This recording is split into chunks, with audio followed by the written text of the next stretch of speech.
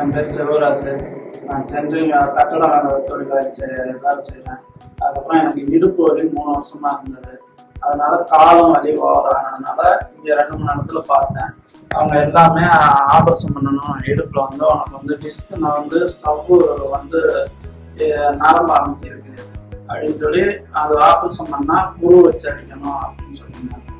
அதுக்கப்புறம் கேடி ஆஸ்பத்திரி போயிட்டு துரைமுருகன் சார்கிட்ட வந்து பேசினேன்.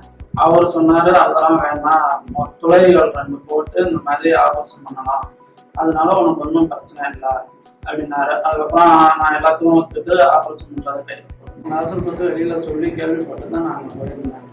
ஆபரேஷன் பண்ணதுக்கப்புறம் எனக்கு அந்த இடுப்பு வலி, இந்த கால் வலி இதெல்லாம் எதுவுமே இல்லை. ஆனா ஒரே நாளில எந்திரிச்சு நடக்க சொன்னாங்க, நடந்தேன், வலி இல்லை. அதுக்கப்புறம் இப்போ வந்து 1 வாரம் ஆயிடுச்சு.